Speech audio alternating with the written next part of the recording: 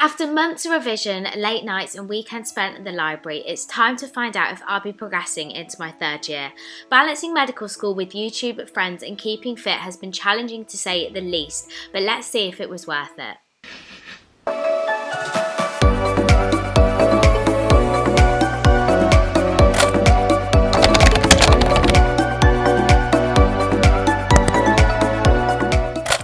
My loves, and welcome back to my channel. So if I seem a little bit shaky and off, it's because I basically feel sick with nerves anticipating these exam results. I've been waiting the whole day knowing that they are coming out at some point this afternoon, which has literally meant that I cannot focus on anything else apart from these results, and I now just feel so nervous and cannot wait to get them out of the way. But I thought I would of course vlog my live reaction because, you know, tears or happiness, I just want to document it for you all. You've all come along on the journey and I feel like I need to sum it up and let's just see how it goes. But anyway, late this afternoon we were told results were supposed to be out at 6:30.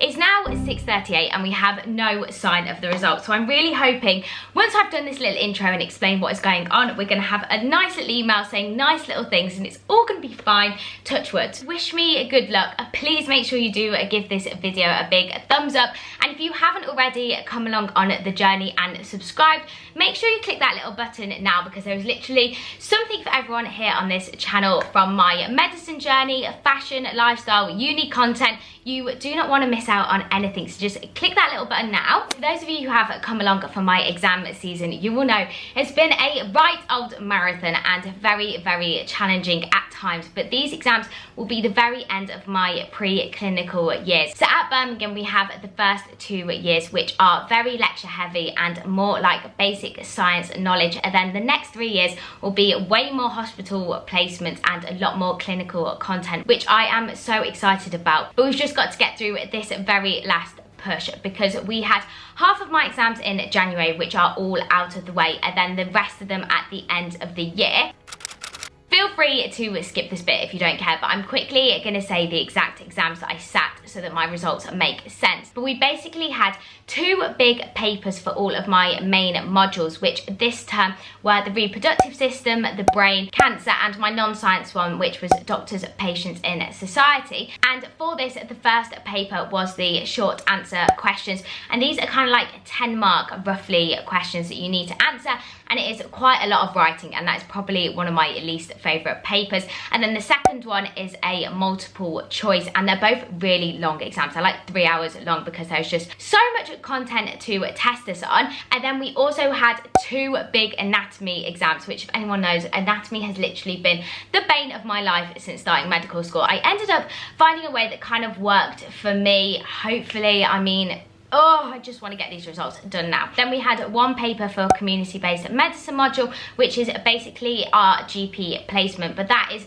only 50% of our final grade because the first 50% was a essay that I've already got my mark back for, and I did really good. I got in the 90s. And then the last paper was my statistics exam, which was for my PAS module, which is professional and academic skills, and statistics came under that this year, which was one of the harder parts. Previous 50% was more like mind maps and reading a situation, which sounds easy, but somehow I didn't do very well on that. I only got in the 50s, which I was a little bit disappointed. So we'll see what happens today. Currently, right now, I still don't have an email. I still don't have my results, and I feel like I'm gonna go slightly insane.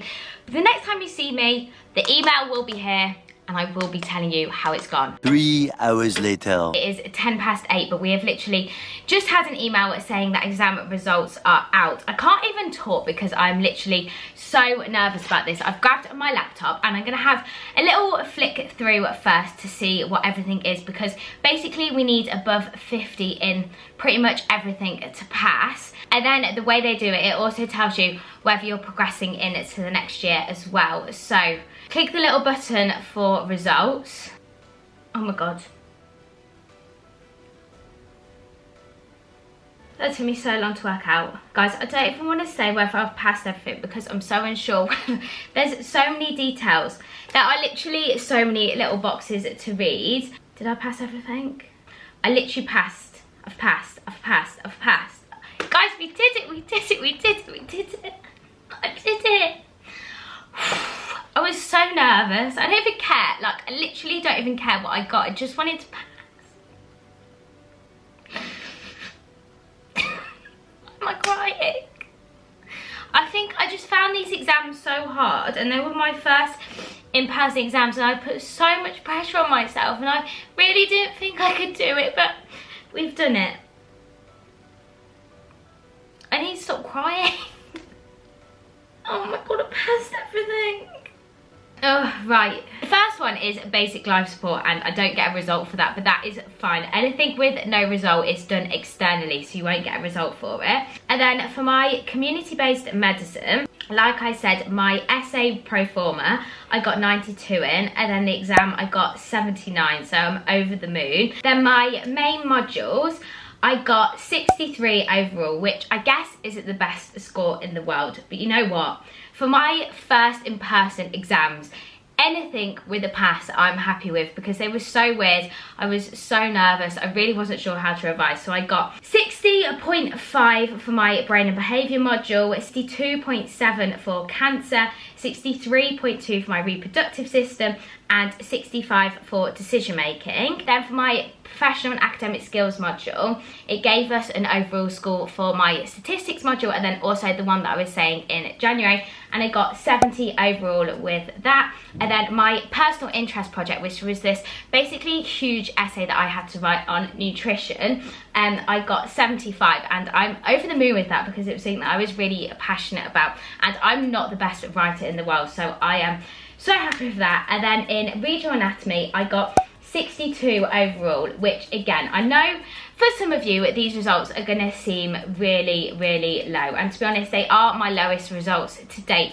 but I do think a lot of that is because they were my first closed book exams of medical school, so you have to revise really differently. These exams were stupendously hard, and I'm not having to retake. I don't have to retake. I can just enjoy my summer, but I'm going to go and tell my parents now, and then have a well-deserved relaxing evening after all of that stress. Guess what? What? I passed. Hooray! Hi Grandma, it's Anna. I'm good, I passed everything. Oh, I'm so happy. It's now the next day, because it was all getting very late last night, and I decided to watch Love Island and head off to bed and process it all with a good night's sleep. But before I tell you all about my thoughts on my results, and also my 3 biggest things that I've learned from my second year of medicine, I quickly want to speak to you about today's sponsor, which is actually Skillshare. So now medical school is finished, and I have so much extra time over the summer. I always think it is the perfect time to pick up new skills, and Skillshare is the perfect place to do this. Now, I'm sure some of you will have heard of Skillshare, but for those of you who haven't, it is an amazing online learning community with literally thousands of classes on topics including design, photography, productivity, and so many more. Now, Skillshare is for anyone, from complete beginners to absolute masters on the topic, with so many classes to fit around your schedule. Now, what I thought I'd do was pick out a different class each month that I've really been enjoying, so you can try it too. And since my exams have finished, I've been absolutely loving Denise Bayron's class on sewing basics to make your own clothes. Now, I've always wanted to be able to just alter my own clothes, as I am 5'2". Everything is always too long for me, so it's such a handy skill to just be able to bring up the hem on something, or bring it in a little bit so it fits you perfectly, or even make your own clothes from scratch. But this is just one of hundreds of amazing classes on Skillshare, and the best part is the first 1,000 of my subscribers to click the link in the description box below will get a 1-month free trial of Skillshare, so you can explore your creativity, but make sure you're fast so they don't go, and click that little link now. So I feel like since yesterday evening it has been a complete whirlwind of emotions, and I think first of all I was just so relieved to have passed those exams, because we did hear about the year above us results, and there was a lot of them, a lot more than normal, that had to resit. I think because this transition has been so hard from open book online to closed book in person, and I was just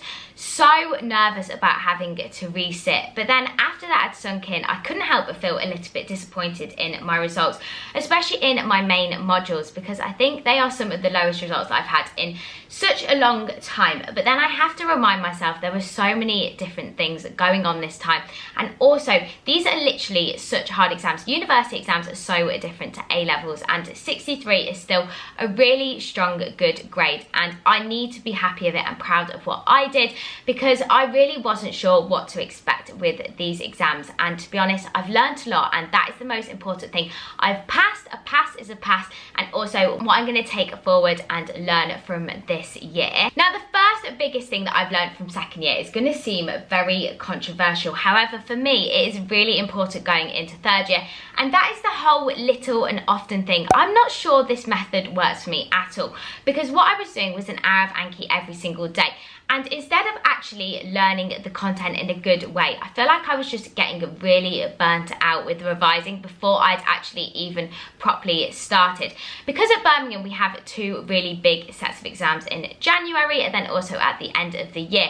It means that you have to do a lot of revision throughout the whole year anyway. And I personally think you're a lot better starting your main focus on revision earlier, rather than trying to do this an hour every single day as you go along through the term. Firstly, because you do end up getting burnt out, but secondly, and potentially more importantly, you don't have any understanding of the bigger picture when you first start revising, and some of these concepts might take like 3 or 4 weeks to properly understand. I think you're much better looking over or consolidating your notes than you are actually trying to memorize the content as you go along. It kind of ties in with my second biggest thing, and that is to not completely give up your weekends. Our last term of second year has been ridiculously intense, and I have found it a little bit overwhelming at times, which has meant that I kind of stopped going out at the weekends or going out with my friends or taking some real proper time off. And going into third year, I'm really going to try and make sure at least 1 day a week I have completely off work, to just again prevent getting burnt out, because you can't put in that last push of 100% revision when you feel tired already. I went into these set of exams feeling really tired, and to be honest, like I'd just been working and working and working, and it just meant that I really didn't think I could give it my absolute all, because I didn't have that left. But if you do prioritize that time throughout the year to go out with your friends, but if you keep saying no to plans when you are stressed, it really is going to build up, and taking that time off is as important as the work you put in. Thirdly, I don't know how many times I'm going to have this in one of these videos, but that is, do not get really hecked up on the details. There is so much content at medical school that if you start getting really focused on the details, you're just going to have way too much to learn.